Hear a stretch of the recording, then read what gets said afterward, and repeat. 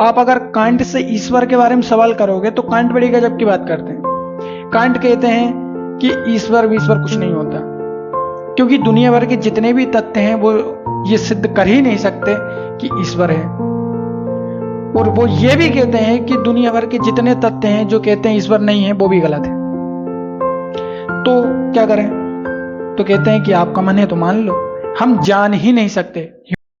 Hello friends, very welcome back to history with Yuva. दोस्तों, मैं विजय एक बार फिर आपका बहुत बहुत स्वागत करता हूं हिस्ट्री विद युवा में।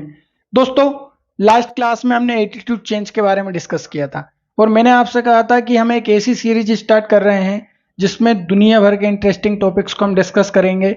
आज एक और इंटरेस्टिंग टॉपिक के साथ मैं विजय हाजिर हूं। लास्ट तक क्लास को देखना, बहुत मजा आएगा, बहुत कुछ नया सीखेंगे आज के इस क्लास में। आज हम पृथ्वी के जन्म से संबंधित कांट की परिकल्पना को डिस्कस करेंगे। इमैनुअल कांट, जर्मन दार्शनिक, जर्मन फिलोसफर, कभी ना कभी नाम सुना होगा, नहीं तो पढ़ा भी होगा। और आप तो बहुत ज्यादा टैलेंटेड लोग हैं इंटेलिजेंस के मामले में, तो आपने तो जरूर सुना होगा। और नहीं सुना होगा तो कभी हम इमैनुअल कांट को 1 से 2 घंटे की क्लास में बहुत डिटेल में डिस्कस करेंगे। कमाल के दार्शनिक हैं। पश्चिम के जो सबसे महान दार्शनिक हैं उनमें से एक है इमैनुअल कांट।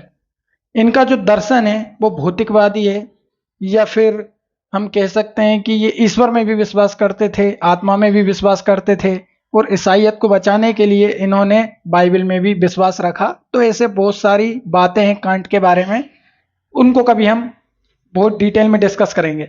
आज हम इमैनुअल कांट के जो पृथ्वी के जन्म से संबंधित परिकल्पना है उसको समझेंगे। उन्होंने बताया था कि 9 ग्रह और उनके जो सैटेलाइट्स हैं, उपग्रह हैं, उनका जन्म कैसे हुआ है, उनकी उत्पत्ति कैसे हुई है। इससे रिलेटेड उन्होंने एक हाइपोथेसिस यानी कि परिकल्पना हमारे सामने रखी थी, और उन्होंने बताया था कि कुछ ऐसी घटनाएं हुई होंगी जिससे पृथ्वी का और बाकी ग्रहों का जन्म हुआ होगा। जबकि उन्होंने दर्शन की ही नहीं, हम कह सकते हैं कि साइंस की भी हेल्प ली थी अपने इस परिकल्पना में। और बाद में चल के ये परिकल्पना फेल हो गई। जब ये परिकल्पना उन्होंने दी थी तब तो इसकी बहुत वाहवाही हुई, लेकिन लास्ट में जाके इसको गणितीय नियमों के आधार पर और वैज्ञानिक नियमों के आधार पर फेल कर दिया गया और इसे अस्वीकार किया आगे के दार्शनिकों ने और आगे के साइंटिस्टों ने। लेकिन उनकी परिकल्पना बहुत कमाल की थी, और पहली बार उन्होंने शुरुआत तो की, कम से कम साइंटिफिक सोच तो उनके पास थी कि हमारी पृथ्वी का जन्म ऐसे हो सकता है कि हुआ हो। वो परिकल्पना क्या थी उसको समझेंगे। तो कांट एक कमाल के दार्शनिक है, मुझे बहुत पसंद है, बहुत मजेदार दार्शनिक हैं। आप उनको एक बार जरूर पढ़ें, आपका जीवन सफल हो जाएगा, ऐसा मेरा मानना है। बहुत मजेदार दार्शनिक है। पृथ्वी का जन्म, जब से ये दुनिया बनी है, मानव में मस्तिष्क का विकास हुआ है, जब से मनुष्य में सोचने की जो क्षमता आई है, तब से एक सवाल, एक रहस्य आज तक चला आ रहा है कि इस दुनिया का जन्म हुआ है तो हुआ कैसे है। आत्मा है, नहीं है। परमात्मा है, नहीं है। ईश्वर, परमात्मा, आत्मा, दुनिया, ये क्या है? इसको दार्शनिक सोचते हैं, साइंस भी इसको सोचता है। और इसके बाद हम बात कर लें तो धर्म तो इसी पर टिके हुए हैं सारे। तो क्या है ये सारे रहस्य? इन रहस्यों के जवाब क्या हैं, और इनको किन किन साइंटिस्टों ने, किन किन फिलोसफर्स ने, किन किन धर्मों ने अच्छे से क्लेरिफाई किया है, हमें समझाने की कोशिश की है, इस सब को हम डिस्कस करेंगे, समझेंगे। देखो, जो हमारे कांट हैं, इनका जन्म जर्मनी में हुआ था, और जहां तक मुझे याद है 1724 में। और 1755 में इन्होंने अपनी परिकल्पना दी, इसे वायव्य राशि परिकल्पना, वायव्य राशि परिकल्पना, या फिर गैसियस परिकल्पना भी कहते हैं। वायव्य राशि परिकल्पना या गैसियस परिकल्पना बहुत इंटरेस्टिंग है। लास्ट तक क्लास को देखना, फिर चैनल को सब्सक्राइब करके एक कमेंट कर देना और बताना मुझे कि आपको कैसा लगा आज के इस क्लास में, ठीक है। तो कांट ने 1755 में वायव्य राशि परिकल्पना हमारे सामने प्रस्तुत की और बताने की कोशिश की कि नोगरे कैसे बने होंगे। इससे पहले कास्ते दा बफन ने भी कोशिश की थी। सबसे पहले उन्हीं का माना जाता है कि उन्हीं ने इस विषय में सोचा था कि पृथ्वी का जन्म कैसे हुआ होगा। जो साइंटिफिक सोच है उन्हीं की थी, लेकिन सबसे श्रेष्ठ जो फिलोसफी रही है वो रही है इमैनुअल कांट की, उनका दर्शन रहा है। ठीक, तो वायव्य राशि परिकल्पना ये क्या है अभी पूरा समझेंगे, और ये फेल क्यों हुआ इसके कारण को भी समझेंगे, क्यों इन्हें मना कर दिया गया कि आपका दर्शन सही नहीं है, दूसरा सोचो। ठीक, तो इस दर्शन में क्या है, कांट ने कुछ चीजों को मान लिया है। मुझे लगता है कि कांट का जो सब्जेक्ट होगा ना कॉलेज में, वो साइंस की जगह मैथ्स होगा, फिलोसफी की जगह मैथ्स होगा, लेकिन साइंस और फिलोसफी के बारे में सोच रहे हैं, क्योंकि मान लिया है उन्होंने बहुत सारी चीज को इस परिकल्पना में। ठीक है, क्या माना उन्होंने? उन्होंने माना है कि इस दुनिया में इस दुनिया में पहले से ही कुछ देव निर्मित आद्य पदार्थ, देव निर्मित आद्य पदार्थ, इसे हम प्रीमोर्डियल या फिर प्रोटोमेटर भी कह सकते हैं। मैं प्रोटोमेटर लिख देता हूं, प्रोटोमेटर, ये पहले से ही थे, उनका ये मानना है। ये एक बात। दूसरी बात उन्होंने मान ली कि ये कठोर थे, यानी कि हम कह सकते हैं कि ये रिजिड्स थे, सॉलिड थे। तीसरी बात उन्होंने मान ली कि ये गतिहीन थे, यानी कि मोशनलेस थे। चौथी बात उन्होंने मान ली कि ये ठंडे थे, हम इन्हें कोल्ड भी कह सकते हैं, कि ये ठंडे थे, गतिहीन थे, कठोर थे। एक और चीज उन्होंने सोच ली, 5वें नंबर पे लिख देता हूं मैं इसको, कि इनके बीच में आकर्षण था, इनके बीच में अट्रैक्शन फोर्स था। और इस पूरी परिकल्पना का उन्होंने जो बेस माना है वो माना है गुरुत्वाकर्षण नियम, न्यूटन का गुरुत्वाकर्षण नियम। ठीक, अब आगे कांट क्या कहते हैं कि चलो ठीक है, इतनी चीजें तो मान ली। अब आप ये सोच रहे होंगे, यहीं पे आपने फेल कर दिया कि यार ये कहां से आए, ये कहां से आए, ये बताओ पहले। तो इसको मान लिया कि चलो ये पहले से ही थे, और ये पूरी दुनिया में फैले हुए थे, और ये इतने बड़े भाग में फैले हुए थे कि आपका मस्तिष्क शायद परिकल्पना नहीं कर पा रहा होगा, सोच नहीं पा रहा होगा, लेकिन ये पूरी दुनिया में फैले हुए थे, और इतनी बड़ी संख्या थी इनकी कि हम इन्हें गिन भी नहीं सकते। तो मैं इतने में लिख दे रहा हूं क्योंकि मेरे पास बोर्ड छोटा है, इतने में आप समझने की कोशिश करना। ठीक है, अभी ये पदार्थ कैसे हैं? ठंडे हैं, इनके बीच में अट्रैक्शन फोर्स है और गतिहीन है। इनका एरिया कैसा है? अनंत है, बहुत बड़ा है। बोर्ड में जगह कम है इसलिए मैंने इतना ही लिखा है, लेकिन एक बहुत बड़े एरिया में ये फैले हुए हैं। ठीक, ये दो अगर हम कण ले लें तो इनके बीच में अट्रैक्शन फोर्स है, दूसरी चीज ये कठोर हैं और ये गतिहीन है। अब कांट महोदय आगे कहते हैं कि अचानक से इन पदार्थों के बीच आकर्षण बल आ गया, मान लिया। वो कहते हैं कि आकर्षण बल से इनके बीच में टेम्परेचर का भी जन्म हो गया। ठीक है, मान लिया टेम्परेचर भी आ गया। अब कह रहे हैं कि इनके बीच में क्या क्या आ गया है? टेम्परेचर आ गया है, और इनके बीच में हमारे पास अट्रैक्शन भी आ गया है। तीसरी बात वो कह रहे हैं कि जब इनके बीच में अट्रैक्शन आया तो ये एक दूसरे से टकराए, ताप बढ़ा और ये घूमने लगे, इनमें रोटेशन की स्पीड आ गई। ठीक है, इनमें घूर्णन गति का जन्म हो गया, आविर्भाव हो गया, और अब ये जो ठोस पदार्थ था, कठोर पदार्थ जो ठंडा था, गतिहीन था, अब ये कठोर पदार्थ कठोर से कैसा हो गया? गैस में बदल गया, इसीलिए इसे वायव्य राशि परिकल्पना कहा जाता है। ये गतिहीन था, इसमें क्या आ गया? अब मोशन आ गया, ये गति करने लगा। ठंडे से कैसा हो गया? गर्म हो गया, पूरी सिचुएशन चेंज हो गई।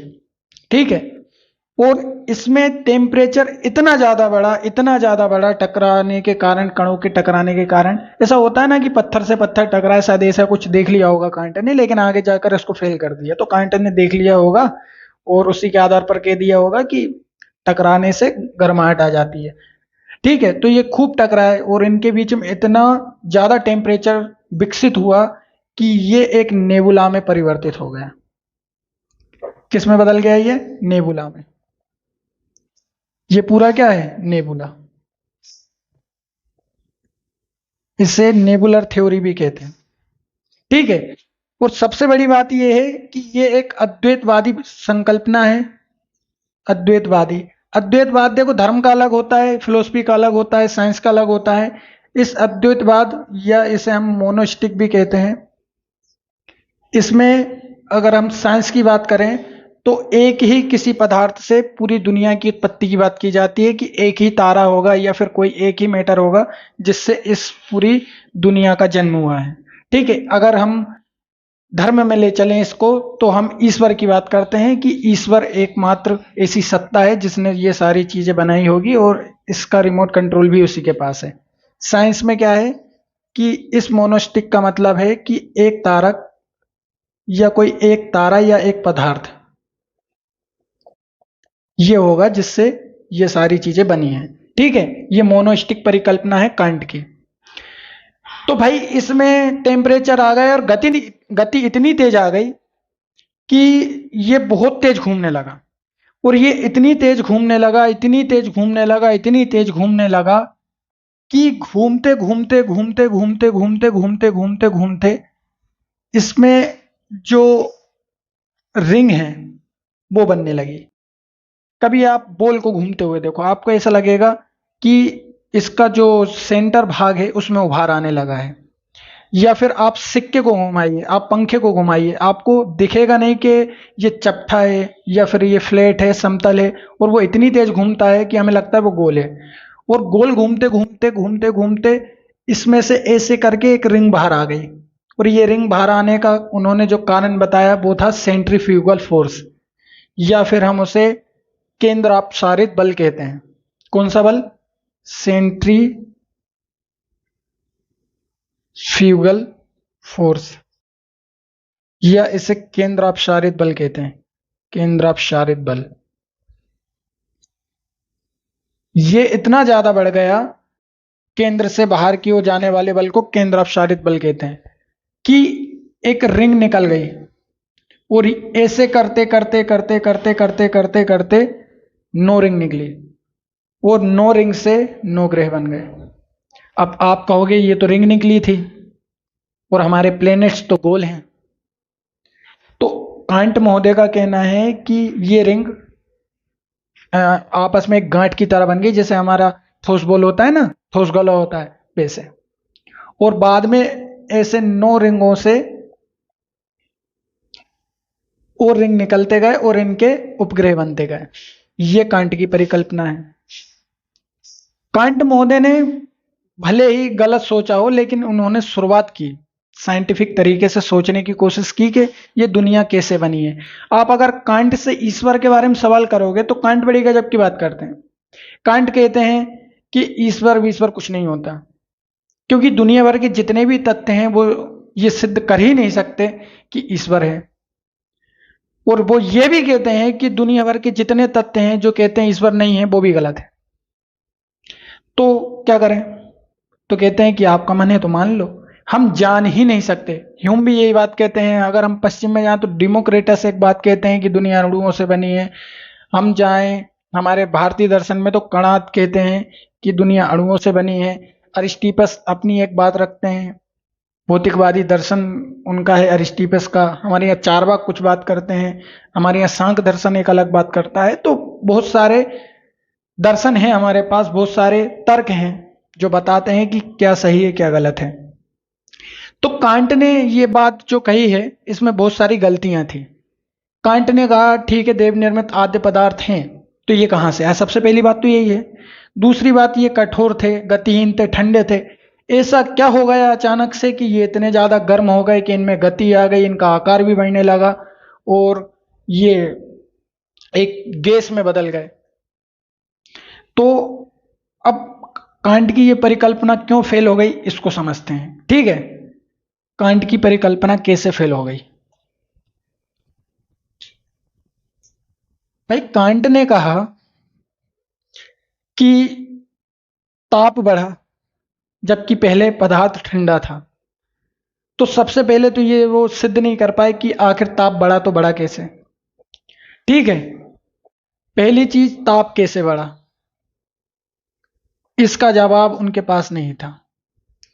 दूसरी बात कि टक्करों से भ्रमण गति उत्पन्न नहीं हो सकती, उत्पन्न नहीं हो सकती। भाई आप कितनी टक्कर करवा दो, उससे भ्रमण गति कैसे आएगी? जो रोटेशन स्पीड है वो आ ही नहीं सकती। इसीलिए इसे एक जो लॉ है फिजिक्स का, हम उसे संवेग संरक्षण का नियम कह लो, या फिर इंग्लिश में लॉ ऑफ कंजर्वेशन मोमेंटम उसको कह लो। तो एक नियम है फिजिक्स का, संवेग संरक्षण का नियम कह लें चाहे हम, या फिर उसे law of conservation of momentum कह लें।